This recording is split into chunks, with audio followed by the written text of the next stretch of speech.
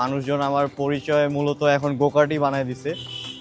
আমি মূলত স্টুডেন্ট এবং পাশাপাশি ওয়েবসাইটের কাজ করি, প্রায় 3-4 বছর হয়ে গেছে। পাশাপাশি অ্যাপ এবং ডিভাইসেসও কাজ করি। এটা বানাইছি মূলত শখ করেই।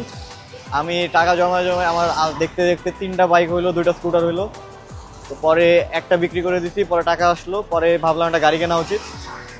গাড়ি কিনতে গেলাম, টাকা শর্ট পড়তেছে, এত টাকা তো নাই আমার কাছে। বানাইতে গেলাম, ওইখানেও খরচ অনেক। ভাবলাম যে 4 হুইলার না হইলে তো হচ্ছে না, একটা 4 হুইলার বানাইতে গেলাম, তখন ভাবলাম যে একটা গোকার্ট বানাই, এগুলো তো সহজে বানানো যায় এবং সস্তা। এটা বানাইতে আমার 20 থেকে 22 দিন লাগছে। 100 ফিটে এগুলোর কমার্শিয়ালি ইউজ হয়। ওদেরগুলো চালানোর পরে আমার মনে হয়েছে যে এত দাম দিয়ে ওইগুলো না চালায় আমি একটা বানাই। টিটকিরির সম্মুখীন হয়েছি বলতে এই যে ভিক্ষা করা যে বিয়ারিং গাড়ি, সেগুলা বলছে যে ওইটা বানাইতেছি। তারপরে আরও অনেক হাতগবি কথা বলা হয়েছে, তো ওইগুলা গায়ে লাগাইনি। এটা খুবই সিম্পল, ব্রেক আর অ্যাক্সিলারেটর দিলে সামনে আগে, ব্রেক দিলে থামে। ফুললি অটোমেটিক, কোনো গিয়ার টিয়ারের কোনো ঝামেলা নাই। ব্রেকগুলো অসাধারণ, ব্রেক ধরলে জায়গার উপরে দাঁড়া যাবে।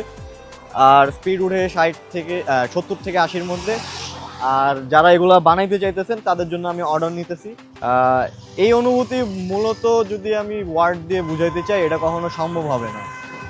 আমি আমার 20 বছরের বয়সে কখনো এমন কোনো ওয়ার্ড পাই না যেটা দিয়ে এরকম অনুভূতি এক্সপ্রেস করতে পারবো। তবে জিনিসটা খুবই বড় একটা অ্যাচিভমেন্ট মনে করি।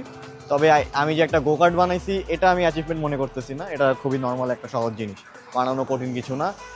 যে কেউ চাইলেই বানাইতে পারবে, কেউ যদি পদক্ষেপটা নেয়, ধাক্কা খাইতে খাইতে দিন শেষে সেও বানায় ফেলবে। তবে প্রধানমন্ত্রী পর্যন্ত পৌঁছানো এটা একটা বড় জিনিস ছিল, এটা আমি ওনার প্রতি কৃতজ্ঞ। এবং উনি বলছে যে ওনার কাছে যদি কোনো হেল্প লাগে তিনি হেল্প করবে। ভবিষ্যৎ পরিকল্পনা আছে, আমি এটা নিয়ে বাংলাদেশে একটা কালচার শুরু করতে চাই। সব কিছু আমি প্রি প্ল্যান করে রাখছি এবং সেফটি ইস্যু যেগুলো ছিল সব কিছু আমি ক্লিয়ার আউট করছি যে কিভাবে কি করা যায়। ব্লক সিস্টেমে যাবে, রুটটা হবে পার্লামেন্ট থেকে শুরু করে এক্সপ্রেসওয়ে হয়ে 300 ফিট পর্যন্ত। এই রাস্তাটা খুবই ভালো এবং সেফ মনে করতেছি, যেহেতু ওয়ান ওয়ে রাস্তা, এখানে অ্যাক্সিডেন্ট হওয়ার চান্স খুব কম। আর চারপাশে বাম্পার থাকবে, যদি একটা আরেকটার সাথে ধাক্কা খায় কিছু হবে না।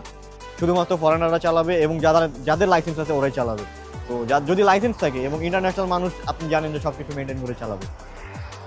আর একটা জিনিস সেটা হচ্ছে, যেটার জন্য আমি ফান্ডিং মূলত উঠাইতেছি, সেটা হচ্ছে যে আমি একটা বাগি বানাতে চাই প্রপার। আমরা পাবজি গেমের মধ্যে যে বাগিটা দেখছি, সেই বাগিটা আমি রিয়েল লাইফে বানাতে চাই এবং সেটার জন্য আমার ফান্ডিং লাগবে।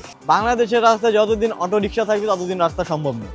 অটো রিক্সাগুলা আজব একটা জিনিস, এগুলারে মনে করেন, মানে মুখটা খারাপ না করি ক্যামেরার সামনে, এগুলা যেটা হয়েছে সেটা হচ্ছে অটো রিক্সার সাথে প্যাসেঞ্জার ছিল, সে সোজা যাচ্ছিল, আমাকে দেখছে, আমাকে দেখে সে আমার দিকেই তাকায় আছে। সামনে একটা গাড়ি লাগাই দিছে অ্যান্ড তৎক্ষণিক দাঁড়ায় গেছে, আমিও পিছন দিয়ে যা লাগাই দিচ্ছি।